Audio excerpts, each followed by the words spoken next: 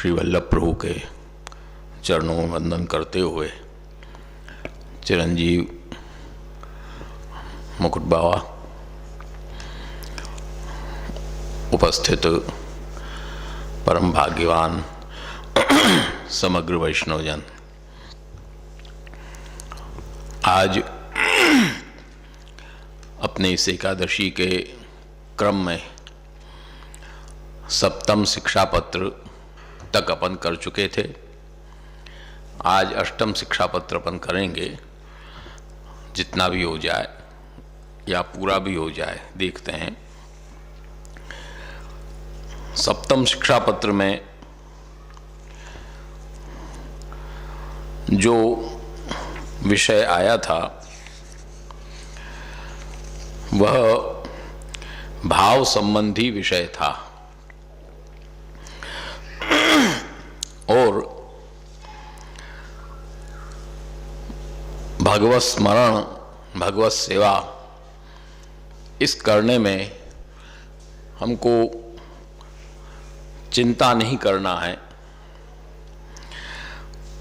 सर्वदोष चिंता विवर्जितैः, ये प्रारंभ में विषय आया था। अब इस शिक्षा पत्र में श्री हरिराय चरण ऐहिक और पारलौकिक में प्रभु का ही चिंतन स्मरण करना चाहिए, ऐसा विषय उठाकर आज्ञा कर रहे हैं।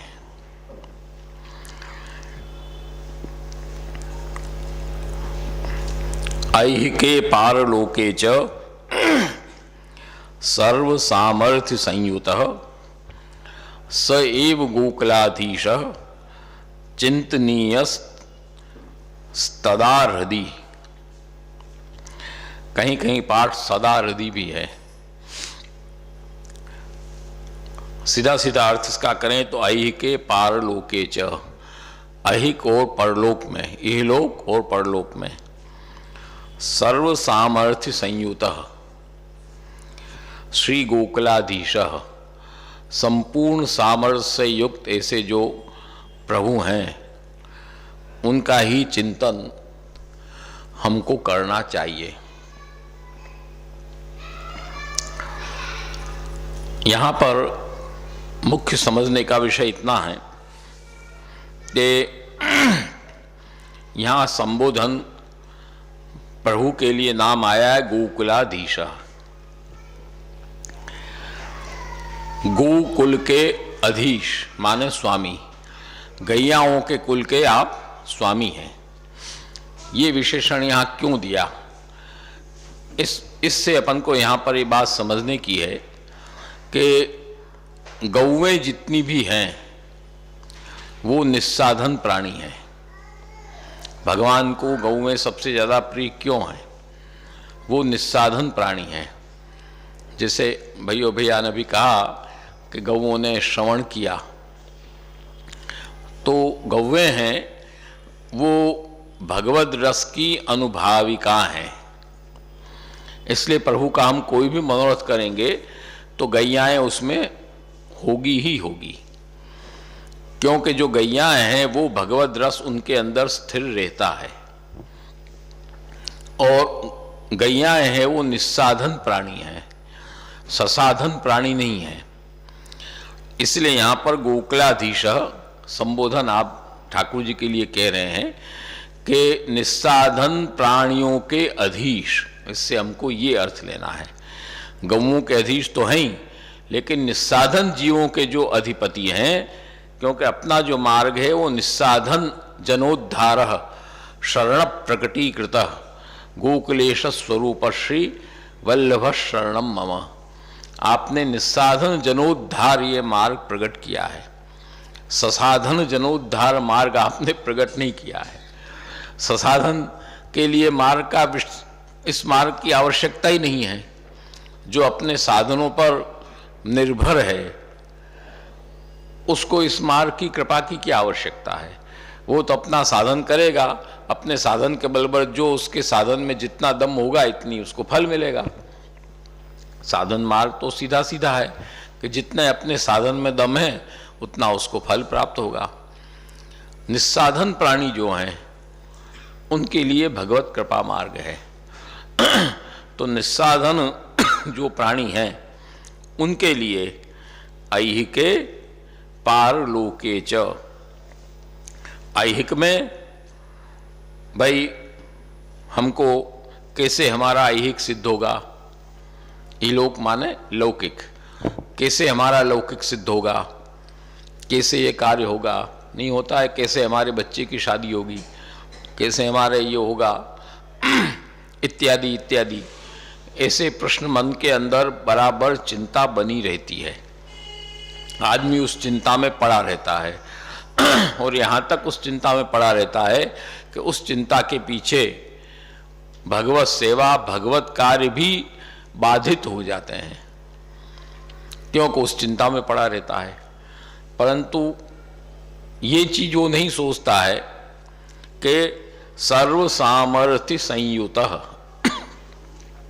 प्रभु हैं, वो हमारे सर्व सामर्थ्य सहित हैं, संपूर्ण सामर्थ्यवान हैं, उनके लिए कोई बड़ी बात नहीं है, वो सब कुछ कर सकते हैं। अलौकिक का दान करेंगे, लौकिक तो सहज है उनके लिए, उनको कोई लौकिक के दान करने के लिए विशेष आवश्यकता नहीं रहती है। इसलिए वो चिंता हमको करने की, हृदय में इस चिंता को हमको करने की बाधक नहीं है कि हमारा लौकिक कार्य कैसे सिद्ध होगा, इसकी आवश्यकता नहीं है। दूसरा, ये आदमी सोचता है कि लौकिक कार्य करते हुए हम सेवा कैसे करेंगे, अरे इतना काम है, अरे हमको दुकान जाना है, हमको ये करना है, सेवा में कैसे पहुंच सकते हैं हम, घर में इतना काम करना है, सेवा में कैसे पहुंच सकते हैं। ये जो चिंता उसके मन में बनी रहती है, ये चिंता करने की भी आवश्यकता नहीं है। एक वार्ता प्रसंग जो आता है वो नहीं आता है कि वो हाथी वाला प्रसंग वार्ता में किसमें आता है, भूल रहे भी हम वार्ता, कि उसने वो 4 जने थे, उनको कहा कि तू अब मत बेचना, तो उसने नहीं बेचा कि कैसे हमारा गुजारा चलेगा। तो ऐसे करते करते लाख रुपया तक उसका वो पहुंच गया। तो करने वाले तो प्रभु हैं, देने वाले प्रभु हैं। इस बात को हमको समझने की आवश्यकता है कि चाहे तुम चिंता करके करो अथवा चिंता न करके करो, देने वाला कौन है, देने वाले तो प्रभु हैं और सर्व सामर्थ्य संयुक्त हैं। इसलिए भगवत सेवा होने से हमारे लौकिक कार्य में बाधा आ गई या हमारा लौकिक कार्य बिगड़ गया या हमारा लौकिक कार्य रुक जाएगा, ये कभी भी हृदय में चिंता नहीं करना चाहिए। भगवत कार्य से कभी लौकिक कार्य बिगड़ता नहीं है। भगवत कार्य करोगे तो लौकिक कार्य होना ही है।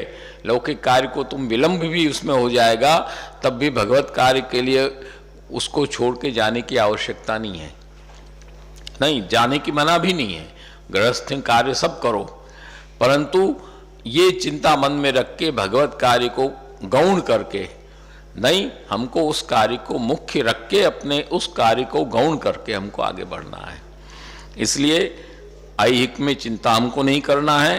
पारलोके च, दूसरी चिंता ये होती है कि हमारा परलोक कैसे सुधरेगा, हमारा परलोक सुधरना चाहिए, हम ये दान करें, हम वो पुण्य करें, हम ये करें, हम वो करें, हमारा परलोक सुधरे किसी तरह, ये चिंता दूसरी हृदय में हो जाती है। तो इस चिंता को भी करने की आवश्यकता नहीं है। क्यों कि परलोक जो भी है वो परलोक सुधारने वाले भी प्रभु ही हैं, दूसरा कोई नहीं है सुधारने वाला। इसलिए वो चिंता करने की भी अपन को आवश्यकता नहीं है, ऐहिक करने की भी आवश्यकता नहीं है, परलोक करने की भी आवश्यकता नहीं है। तीसरी उसमें विषय आ जाता है द्वितीय के साथ में ही कि एक चिंता ये भी हमको बनी रहती है कि हमारा अलौकिक कैसे सुधरे अलौकिक कैसे सिद्ध हो हमारा, ये चिंता करने की भी आवश्यकता नहीं है। क्यों कि सर्व सामर्थ्य संयुतः स एव गोकुलाधीश चिंतनीय सदा हृदय। हम हृदय के अंदर जब प्रभु का स्मरण नित्य प्रति रखेंगे तो प्रभु हमारा अलौकिक, पारलौकिक, लौकिक इत्यादि जितना भी है सबको आनंद से सिद्ध करेंगे। उसमें घबराने की आवश्यकता नहीं है, क्योंकि सर्व सामर्थ्य संयुतः, ये हृदय में आश्रय हमारा दृढ़ होना चाहिए। जैसे एक लौकिक में भी हम आश्रय रखते हैं, भाई इसको हमने काम सहेजा है, बात कहेंगे वो किया होगा कि नहीं किया होगा, अरे वो सक्षम है, उसको काम देने के बाद कोई चिंता करने की आवश्यकता नहीं है, ऐसा बोलते हैं कि नहीं? अरे उसको काम दिया, अरे ध्यान रखना उसका ठिकाना नहीं, वो काम करेगा बीच में लटका देगा, ऐसा होता है कि नहीं? तो लौकिक में जब हम इतना विश्वास अपने मित्र पर या अपने परम मित्र पर या कोई योग्य पुरुष पर इतना विश्वास छोड़ सकते हैं कि उसको देने के बाद हमको कोई देखने की चिंता नहीं है, तो क्या हम सर्व सामर्थ्य संयुक्त पूर्ण पुरुषोत्तम परब्रह्म अखिल ब्रह्मांड नायक प्रभु पर जब काम को रख देते हैं तो वो छोड़ने के बाद हम क्यों चिंता करते हैं? भाई हमारी भी बुद्धि की क्षुल्लकता कितनी है कि एक लौकिक आदमी पर तो हम इतना भरोसा करते हैं और अलौकिक पूर्ण पुरुषोत्तम परब्रह्म पर हम विश्वास नहीं कर सकते। वहां तो मन में डामाडोल बना ही रहता है, तो वो अनुचित है। इसलिए आप हृदयाचरण आज्ञा कर रहे हैं कि एके पारलोके च सर्व सामर्थ्य संयुतः स एव कार्य यहां पर दिया है, प्रभु ही पूर्ण पुरुषोत्तम, प्रभु ही, दूसरा कोई नहीं। यहां तुमको कोई देवी देवता के ऊपर ही आश्रय रखो ऐसा नहीं है। स एव, वही गोकुलाधीश जो श्रुति स्मृति और श्रीमद् सूत्र श्रीमद् भागवत में वर्णित है, पूर्ण पुरुषोत्तम परब्रह्म भगवान श्री कृष्ण, उन्हीं पर हमको आश्रय छोड़ के विश्वास रख के हमको कार्य करना है। चिंतनीय सदा हृदय, विश्वासस तत्र कर्तव्यो भद्रमेव विधास्यति, स्वदोषादेव तत्रापि दोषस्फूर्ति यतो भवेत्। विश्वासस तत्र कर्तव्य, पहुंचो, तत्र विश्वास कर्तव्य, वहां पर हमको संपूर्ण विश्वास रखकर चलना है। भद्रमेव विधास्यति, प्रभु हमारा कल्याण ही करेंगे, एव शब्द इसीलिए दिया है, कल्याण ही करेंगे।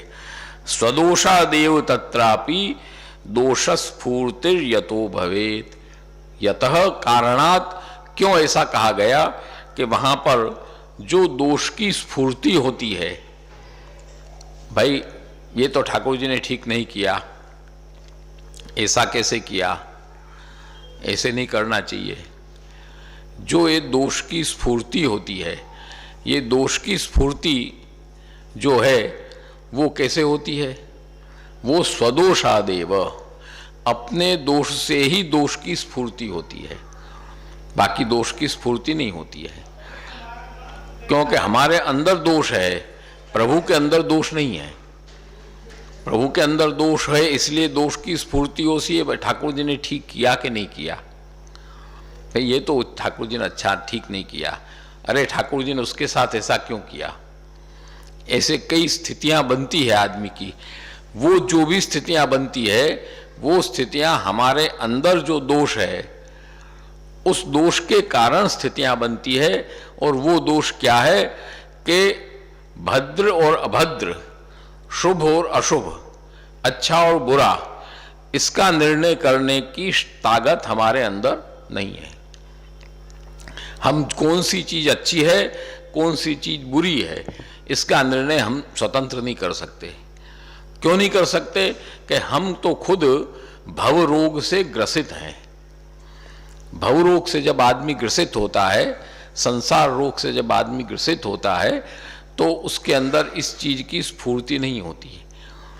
उसको अच्छे में भी दोष दिखाई देता है। आज किसी के पीलिया हो गया तो क्या होगा? उसको पीला ही पीला दिखाई देगा, सफेद में भी पीला दिखाई देगा।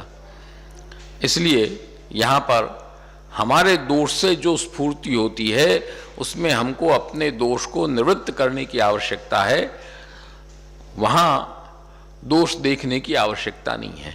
वहाँ यदि हम दोष देखते हैं तो वो गलत हो जाएगा। इसीलिए आप महाप्रभु जी भी आज्ञा करते हैं कि ब्रह्मास्त्र चातको भाव्यौ प्राप्तम सेवेत निर्मम। अविश्वास किया रावण ने तो क्या हुआ, ब्रह्मास्त्र खुल गया। नहीं तो ब्रह्मास्त्र से हनुमान जी बंधे थे, मेघनाद ने बांधा था, परंतु रावण को विश्वास नहीं था ब्रह्मास्त्र पर।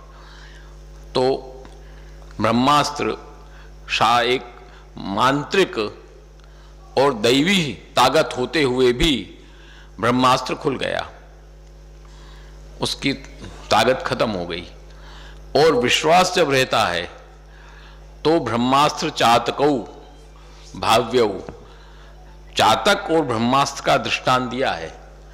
दो दृष्टांत दिया, इस बात को ध्यान देना। एक दृष्टांत नहीं दिया है श्री महाप्रभु जी ने, ब्रह्मास्त्र का और चातक का दोनों का दृष्टांत दिया है। एक देने की जरूरत थी, दो देने की क्या आवश्यकता है? एक से ही जब गतार्थता है तो दो दृष्टांत देने की जरूरत क्या है? दो दृष्टांत देने की जरूरत इसलिए है कि ब्रह्मास्त्र का दृष्टांत इसलिए है कि वो देवत्व है उसके अंदर। हनुमान जी उसके मेघदूत से बांधने से नहीं बंधे थे, हनुमान जी ब्रह्मास्त्र की मर्यादा, देवत्व की मर्यादा की रक्षा करने के लिए बंधे थे। तो देवत्व की मर्यादा का वहां देवत्व होते हुए भी जब अविश्वास हुआ तो वो भी शिथिल हो गया, खुल गया। और इधर चातक का जो विश्वास है, वो विश्वास चातक किस पर विश्वास करता है? मेघ पर। मेघ में कोई दैवत्व तो नहीं है, मेघ कोई जीवंत प्राणी नहीं है, वो तो धूमत ज्योतिष सलिल मरुताम सन्निपातः मेघः। मेघ है क्या? धूमः, धुआं, ज्योति, प्रकाश, सलिल, जल और हवा, मरुत माने हवा। इन चार चीजों का जब मिश्रण होता है तो मेघ बनता है। मेघ तो यही तो है, और मेघ है क्या? इसमें सब चीज तुम्हारे जड़ है, सदंश है, सब चीज तो सदंश है। इसमें धुआं भी सदंश है, ज्योति भी सदंश है, सलिल भी सदंश है, और हवा भी वही है। पृथ्वी, जल, तेज, वायु, आकाश, यही तो मेघ का स्वरूप है। तो वो जड़ होते हुए भी जब एक चैतन्य प्राणी उस पर संपूर्ण विश्वास करके जब बैठता है चातक, तो उसको जड़ को भी मजबूरन वर्षा करनी पड़ती है। जड़ भी बिना वर्षा करे नहीं रह सकता, उसको भी पानी गिराना पड़ता है चातक के लिए, मुंह में सीधा। तो विश्वास की इतनी ताकत है कि विश्वास यदि होता है तो जड़ भी जब उस चीज को, विश्वास को सिद्ध करता है, तो सच्चिदानंद स्वरूप पूर्ण पुरुषोत्तम परब्रह्म क्यों नहीं करेंगे? इस बात को हमको हृदय में रखकर मजबूती से विश्वास कर अविश्वासो न कर्तव्य सर्वथा बाधकस्तु सह। पुष्टि मार्ग में बाधक दो ही हैं, या तो अविश्वास बाधक है या अन्याश्रय बाधक है। अन्याश्रयो महानेव बाधको भीयताम ततः तत्क्षणेनैव सच्चेतो विमुखम वै विधास्यति। दोनों को बाधक आपने कहा है, दो ही चीज बाधक है। इन दो चीज को हमको बच के रहने की आवश्यकता है। आज वही दो चीज तेजी से बढ़ रही है, इस चीज को समझने की आवश्यकता है। अविश्वास भी बढ़ रहा है और अन्याश्रय भी बढ़ रहा है। जरा से में आदमी भटक जाता है, जरा सा में आदमी इधर उधर हो जाता है। ये दो ही बाधक ही प्रबल हो रहे हैं, साधक तो शिथिल हो रहे हैं। बाधक ही प्रबल होते चले जा रहे हैं आजकल। इसलिए इस चीज को मजबूत लेकर हमको चलने की आवश्यकता है। अन्य आश्रय तो आजकल नस नस में घुस गया है, अविश्वास भी नस नस में घुस गया है। तो इस स्थिति को मजबूती से लेकर हमको चलना है। विश्वासस तत्र कर्तव्यो भद्रमेव विधास्यति स्वदोषा देव तत्रापि दोषस्फूर्तिर यतो भवेत। इसके आगे आप आज्ञा करते हैं, आर्ति फलम साधनम च ब्रजाधिपति संग में अतः सदा तदार्त्यैव स्थीयताम तत्कृपायुतैहि। अतः अस्मात् कारणात्, पहले का जो श्लोक बताया उस श्लोक में जो वर्णन हुआ कि विश्वास रख के हमको चलना है, इसलिए उन पूर्ण पुरुषोत्तम पर विश्वास लेकर हमको चलना है। इसलिए आरती ही आरती सबसे पहले आवश्यकता है। हमको आरती होना चाहिए। आरती मतलब तापक क्लेश। आरती ही वो आरती कैसी है कि फलम साधनम च, आरती साधन भी है, आरती फल भी है। ब्रजाधिपति संग में अतः सदा तदार्त्यैव स्थीयताम तत्कृपायुतैहि। इसलिए वो साधन भी है, वो फल भी है। इसलिए ब्रजाधिपति के साथ संगम सन्मुखता होने पर भी हमको नित्य प्रति उस भगवत आरती में ही स्थित रहना है। कृपायुतैहि, उस आरती को छोड़ना नहीं है। प्रभु मिल गए हमको, सेवा मिल गई हमको, तो हम आरती छोड़ दें, ये नहीं है। हमको तो आरती रखना ही है, आरती छोड़ने का प्रश्न नहीं है। अपने जो आरती होती है, चार आरती, उसका इसी से संबंध है। जो अपने मंगला आरती होती है, संध्या आरती, राजभोग आरती, शयन आरती, ये आरती क्या है? उसका साधन अपने शास्त्रीय स्वरूप नीराजन अवश्य है, परंतु इसका भावात्मक स्वरूप आरती है, वो आरती है। जो आरती होती है वो हमारी आरती है।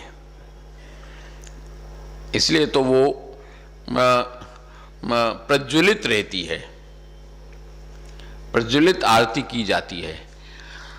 तो वो आरती हमको सन्मुख, प्रभु के सन्मुख ठाड़े रहकर भी आरती होती है। वहां अपन प्रभु के सन्मुख हैं, प्रभु से कोई पीछे नहीं है, अनवसर नहीं है, वो न शयन है, वो तो सन्मुख अपन खड़े हैं, एकदम सन्मुखता है।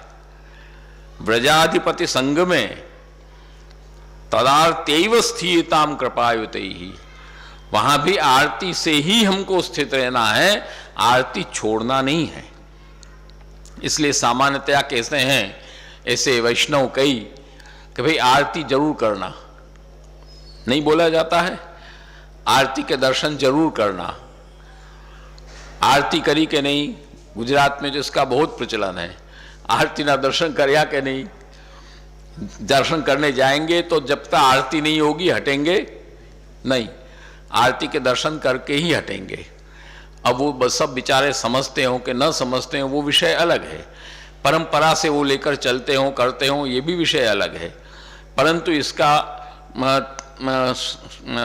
भावात्मक स्वरूप, सैद्धांतिक स्वरूप ये है कि वो आरती है।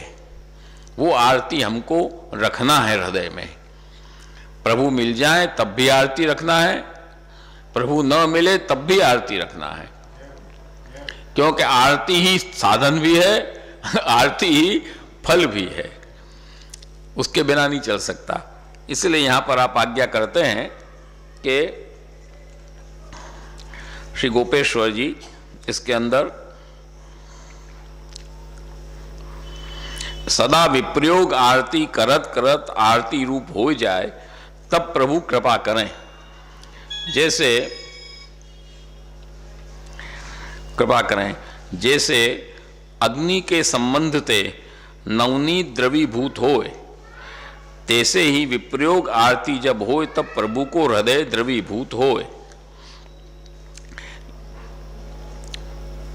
क्लिश्यमानान् जनान् दृष्ट्वा कृपायुक्तो यदा भवेत्, निरोध लक्षण, तदा सर्वं सदानंदम हृदयस्थम निर्गतम बहे। ये निरोध लक्षण का वाक्य है। और दूसरी जो आरती है कि ये पहली आरती तो साधनारती हुई, आरती फलम साधनम च, ये साधनारती हुई। और दूसरी जो आरती है वो आरती क्या है कि भगवत सेवा हमको मिल गई, मिलने के बाद भी हमको भगवत सेवा में हमारे कहीं शैथिल्य न हो जाए, शिथिलता न आ जाए, इसकी आरती हमको रखना है। ये सब बड़े गंभीर वाक्य हैं। देखो, स एकाकीन रमते द्वितीय मैच्छत, ये मूल श्रुति वचन है। इसका खाली हम संकेत देते हैं, ये मूल श्रुति वचन है। ये जितना भी संसार जगत, संसार नहीं कहना चाहिए, ये जितना भी जगत है, ये संपूर्ण जगत भगवान का क्रीड़ा भांड है। संपूर्ण क्रीड़ा भांड है प्रभु का। क्रीड़ा करने के लिए प्रभु ने इस जगत की रचना की है। और इसीलिए पुष्टि मार्ग में प्रगट स्वरूप का ही विशेष स्वीकार्य है। प्रगट पुष्टि पुरुषोत्तम, पुष्टि मार्ग प्रगट पुष्टि पुरुषोत्तम का ही मार्ग है।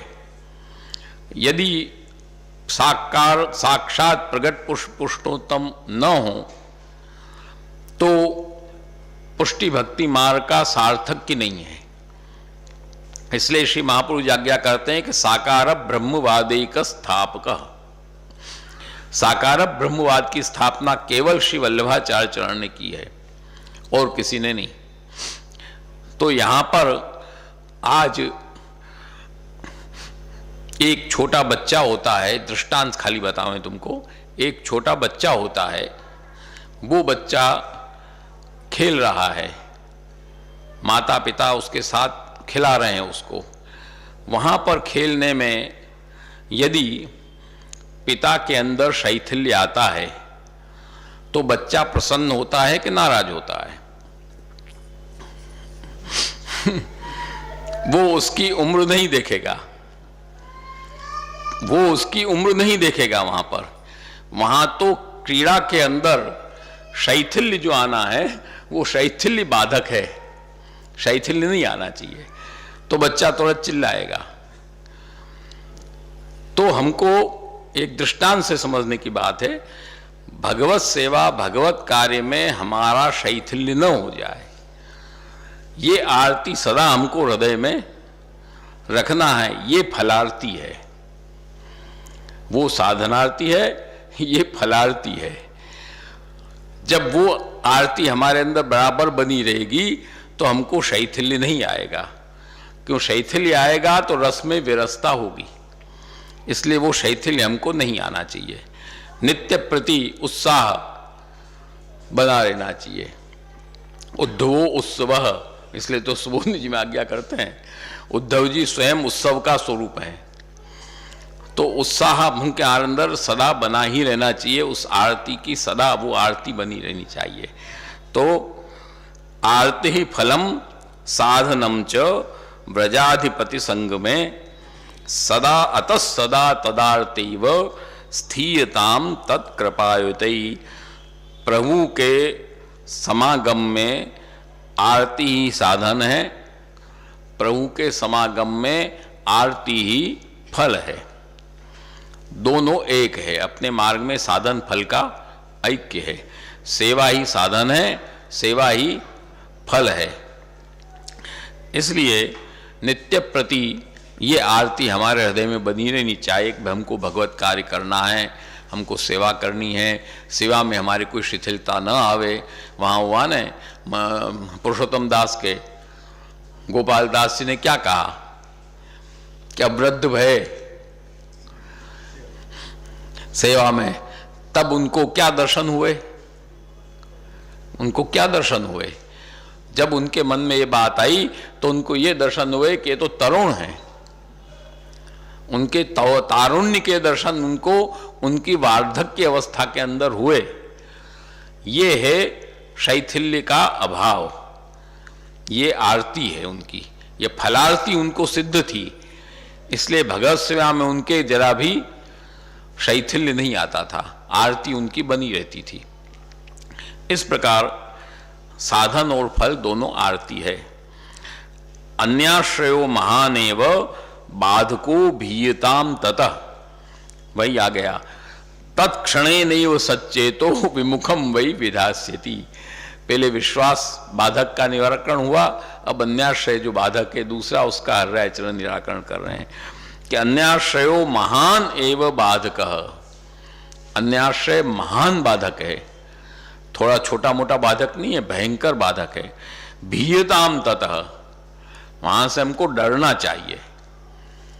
जैसे हम जाते हैं जंगल में कहीं और शेर मिल गया तुमको, तो क्या करोगे तुम?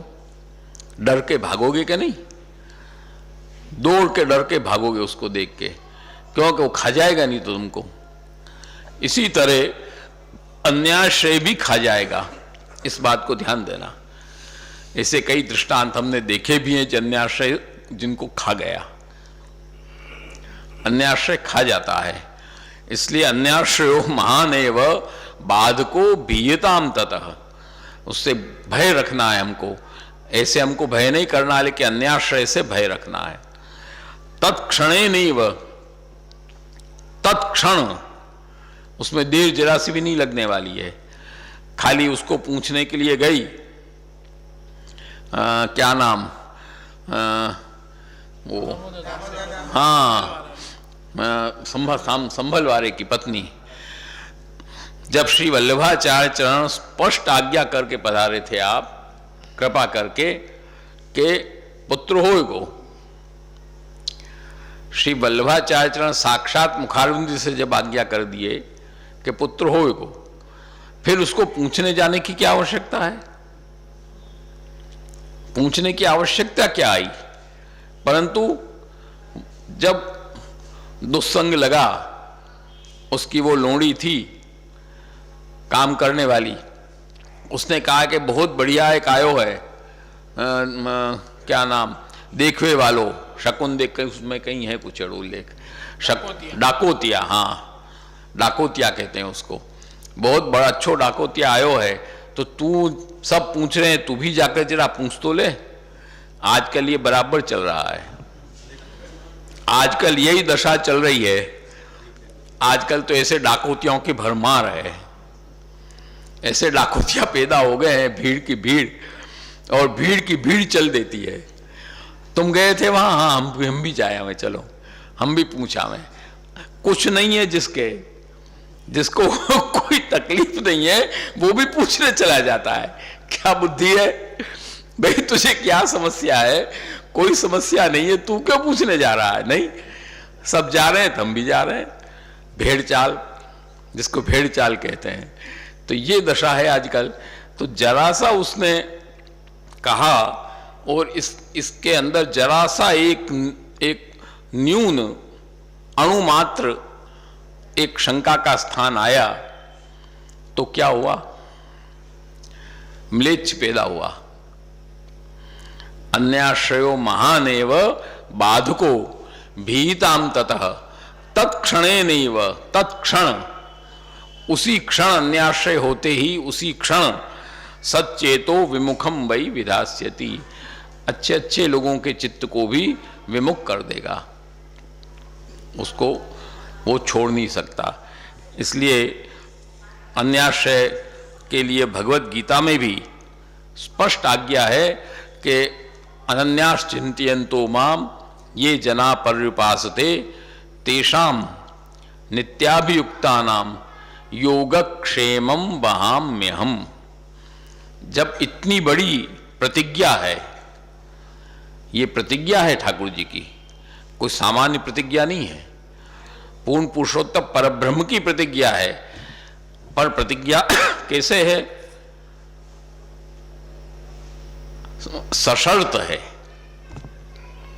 ये प्रतिज्ञा कैसी है कि सशर्त है।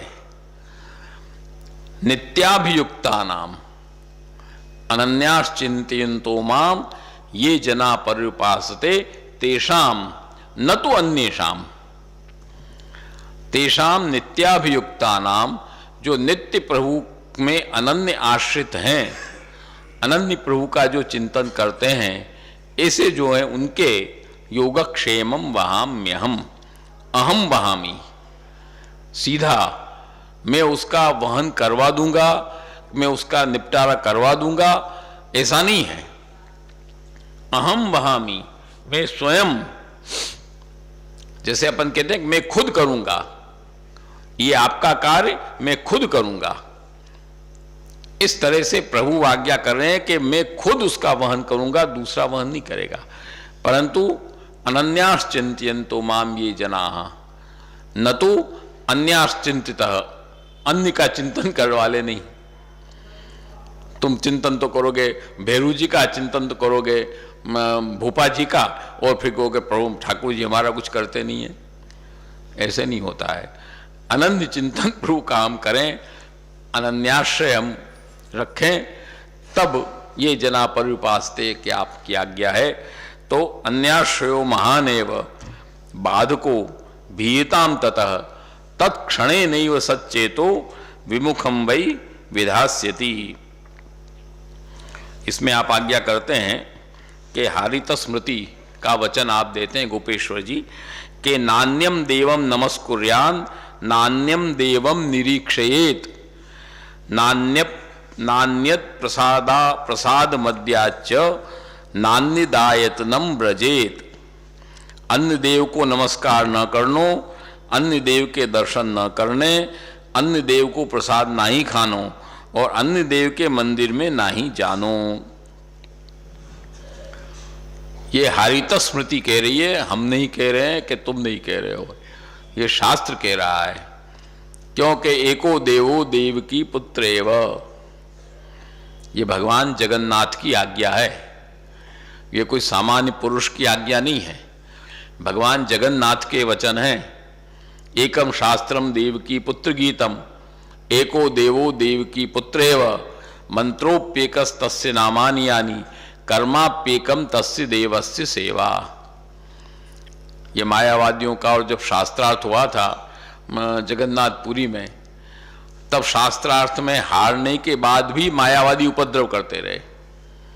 मायावादी ऐसे खोपड़ी के होते हैं, हारने के बाद भी, मध्यस्थ रहने के बाद, हारने के बाद भी उपद्रव नहीं छोड़ा, तब भी उनको संतोष नहीं हुआ।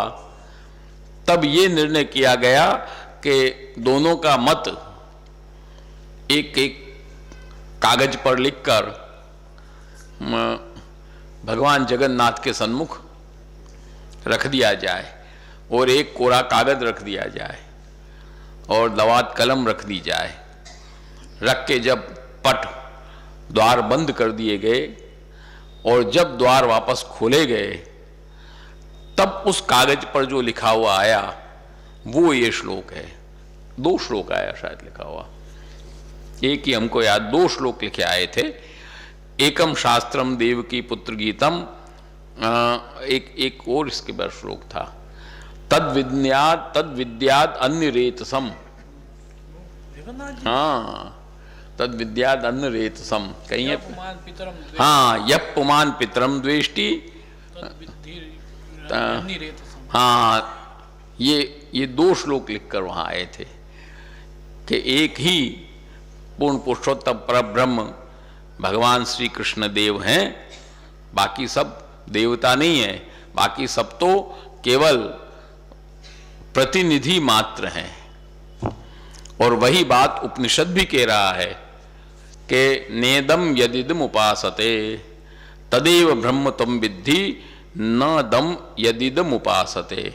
जिसकी तुम उपासना कर रहे हो वो ब्रह्म नहीं है, भक्ति नहीं हो, उपासना। ध्यान देना, यहाँ भक्ति शब्द नहीं है, उपासना। जिसकी तुम उपासना कर रहे हो वो ये ब्रह्म नहीं है, ब्रह्म तो वही है। ये केनोपनिषद का वाक्य है, कोई अपना वाक्य नहीं है, कोई महापुरुष जी का वाक्य नहीं है, ये उपनिषद का वाक्य है। वो ब्रह्म नहीं है। ब्रह्म कौन है? ब्रह्म तो वो है पूर्ण पुरुषोत्तम परब्रह्म भगवान श्री कृष्ण। और शास्त्र भी एक ही है, भगवत गीता। इसलिए श्री महाप्रभु जी स्पष्ट आज्ञा करते हैं कि कृष्ण वाक्यानुसारेण शास्त्रार्थम ये वदंती ते ही भागवता प्रोक्ता शुद्धास्ते ब्रह्मवादिनः। कृष्ण वाक्य के अनुसार जो शास्त्रार्थ करते हैं वही शुद्ध ब्रह्मवादी भागवत हैं, दूसरा कोई नहीं है। वो भी भगवत गीता है और कर्म भी एक भगवत सेवा ही है। श्री गिरधर जी महाराज स्पष्ट आज्ञा करते हैं, सूर्योदय शीतमपैत सर्वम मार्गावलोको जलज प्रकाश। कही है प्रकाश द्विज कर्म वृत्ति तथैव मार्तंड निबोध जाते। अंतिम श्लोक है शुद्धाद्वैत मार्तंड का, श्री गिरधर जी महाराज का, कि जिस प्रकार सूर्योदय होता है तो क्या होता है? शीतम अपैति, शीत खत्म होता है। मार्गावलोक, मार्ग दिखाई देने लगता है। जलज प्रकाश, जलज माने कमल, कमल खिलने लगते हैं। और एक भूल रहे हैं थोड़ा आगे इसमें, जलज प्रकाश द्विज कर्म वृत्ति ही, थोड़ा आगे से भूल रहे हैं श्लोक, के ब्राह्मणों के कर्म की प्रवृत्ति हो जाती है। सुबह उठ के संध्या वंदन करना, यज्ञादिक करना, ये सब करना। उसी तरह से इस मार्तंड को जो पढ़ेगा, इस हमारे ग्रंथ को जो पढ़ेगा, उसमें यही सब चीजें होगी। अब वो कैसे होगी? कि सूर्योदय शीत मपैत सर्वम। शीत किसको कहते हैं? जड़ता को। आज को बर्फ में किसी को पटक दो तो क्या हो जाएगा? आदमी अकड़ जाएगा, जड़ हो जाएगा। जड़ता है वो शैत्य है, शीत है। तो जब शुद्धाद्वैत मार्तंड का कोई अध्ययन करेगा तो उसकी जड़ता खत्म हो जाएगी। सूर्योदय शीत, मार्तंड माने सूर्य, तो शुद्धाद्वैत रूपी सूर्य का जब उदय होगा, शुद्धाद्वैत मार्तंड का जब उदय होगा, तो जड़ता आदमी की खत्म होगी। और मार्गावलोकः, मार्ग दिखने लगेगा। इधर उधर तुम नहीं भटकोगे, ठोकर नहीं खाओगे, मार्ग दिखने लगेगा। और जलज प्रकाशः, हाँ तमो निवृत्ति आ गए याद। जलज प्रकाशः, जलज माने कमल। ये कमल कैसे हैं? कि भक्त वृंदों के हृदय हैं, ये खिलने लगेंगे। शुद्धाद्वैत की सिद्धि होगी, ये खिलने लगेंगे। जलज प्रकाशः। और तमो निवृत्ति याद आया, देखो मुकुट भाव को याद आ गया। तमो निवृत्ति ही द्विज कर्म वृत्ति ही। तम की निवृत्ति, अंधकार की निवृत्ति होगी। मायावाद रूपी अंधकार की निवृत्ति हो जाएगी, अज्ञान रूपी अंधकार की निवृत्ति हो जाएगी। और द्विज कर्म वृत्ति ही, ब्राह्मणों के कर्म की प्रवृत्ति हो जाएगी। ब्राह्मण द्विज होता है, उसको द्विज क्यों कहते हो? 2 बार जिसका जन्म होता है वो द्विज होता है। ब्राह्मण का जन्म 2 बार होता है। एक बार माता के गर्भ से जन्म होता है, दोबारा जब संस्कार गायत्री का उपदेश उसको होता है, संस्कार दिया जाता है, तब उसका नया जन्म होता है। 2 जन्म ब्राह्मणों के होते हैं। वैष्णवों के भी 2 जन्म होते हैं, इसलिए वैष्णव भी द्विज है। पुरुषोत्तम श्री गिरधर जी महाराज वैष्णव को भी द्विज की संज्ञा देते हैं। वैष्णव भी द्विज है। प्रथम जन्म उसका कब होता है?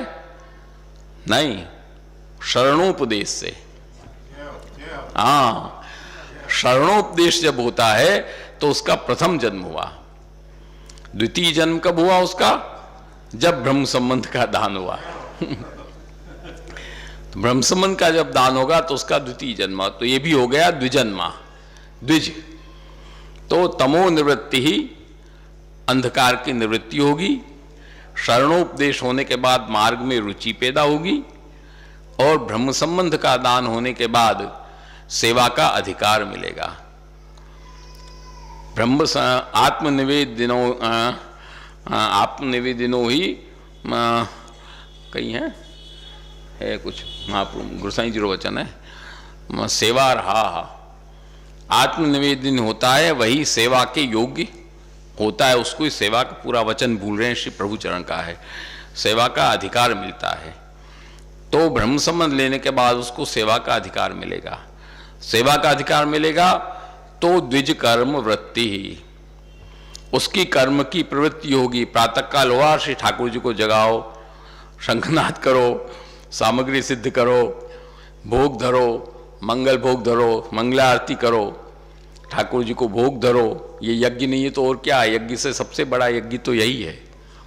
तद्धा तद गोपिकेश सौदन कमले चारों हासे करोती, यज्ञ में तो तुम आहुति डालोगे, वो अग्नि के माध्यम से प्रभु के पास पहुंचेगी, और ये तो सीधे भगवन मुखाग्नि में आहुति पड़ेगी, तो सीधी ये तो भगवत अंगीकृत होगी।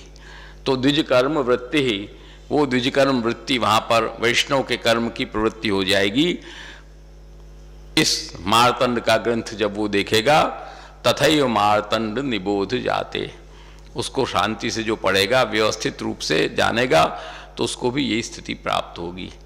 इस तरह से 5 श्लोक 4 श्लोक आज अपने हुए, इतना समय हो गया है, 4 श्लोक अपने आज हुए, तो यहीं पर रखते हैं।